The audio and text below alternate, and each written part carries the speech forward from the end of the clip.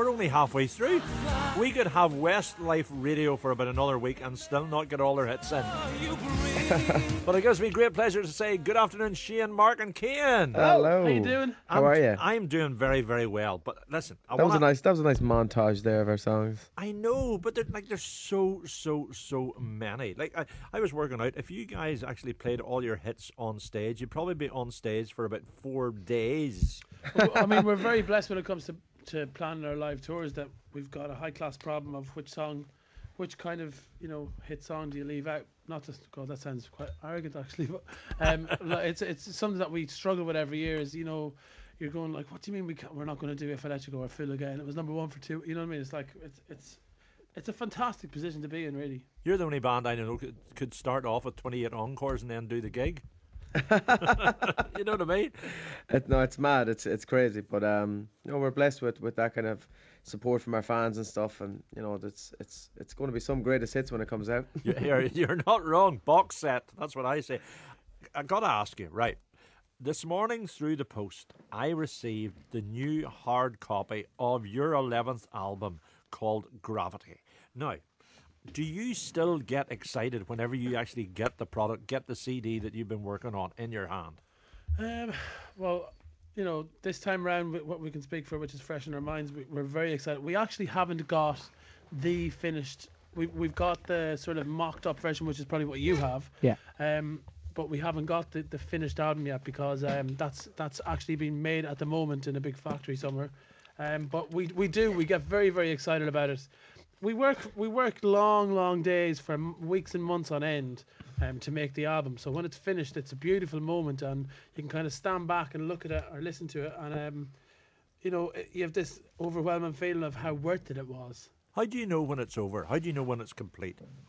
Well, you don't really. I suppose, we finish our vocals and then there's an awful lot gets done after that. The record has to be mixed and, extra instruments are added, or sometimes we might record to just like, a piano and a beat or something like that, and it all comes back a completely different sound. So really, the day it gets mastered is the day it's finished.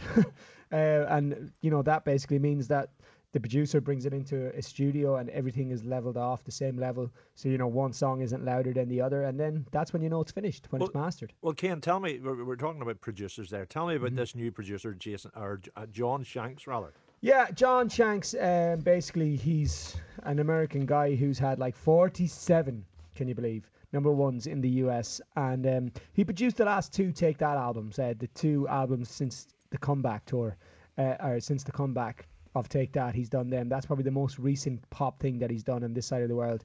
But, Bon Jovi, Alanis Morissette, Sheryl Crow.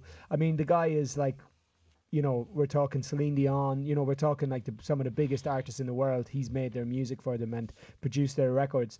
And we were really, really lucky to have him make this whole album. He made every song on this album for us. And that's something that we've never done before, one producer making the whole record. So we're very excited about it. We feel it's a cracking album. But, the thing about it is we big up our albums every year before they get released. And we kind of feel like there's no need to do it with this one. It'll do it itself, that kind of way. It'll speak for itself. Mark, the other thing, no cover versions at all. Well, there is actually some covers on there. Oh, are there? Yeah. See, the thing is, I think there's like 2 different types of covers. There's literally like us doing a version of "Bleeding Love" by Leon Lewis now or something, which is like a song that's already really famous. That's one type of cover, which we have been guilty of doing in the past, in fairness. And then the other type of cover is where you take a song that's not known at all, practically, and we do our own unique version of it. And to me, and I think to us as a band, the second type of cover, which What About Now was really, versus, say, Mandy being one of the other types, which is the really well-known song, we gravitate... See what I've done there? Gravitate, I love that. I like that.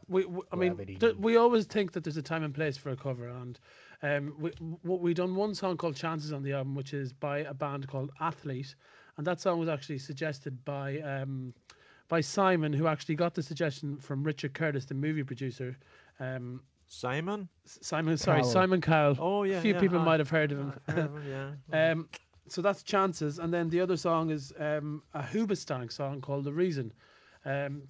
So they're the Great two song. songs we've done. They're fantastic songs, and we stand by them, and we don't care about the people who kind of get maybe a little bit over obsessed by the cover no cover thing. You know, we've got 10 original songs on there, and our first single is an original song. So we have no problems doing covers. I think some people get a bit hung up on that. I know at one point of our career we probably did shoot ourselves in the foot by going a little bit too far down that road, and we understand that. So, you know, I suppose the difference is that you Westlife it, if you pardon the expression, because it becomes, you own the song, you've made it your type of song. Yeah, definitely. I think there has been songs where we have kind of done that. I think "You Raise Me Up" is another great example of a song that we brought into the kind of pop mainstream. It was a real gospely song before that. It was more like a hymn, and we brought it to a Westlife style song, and that's what we try and do with our voices. As soon as we put our voices on a song, especially a song that's not well known, it just becomes our own straight away. Well, guys, we're going to break for the news very briefly, and then we're going to come back and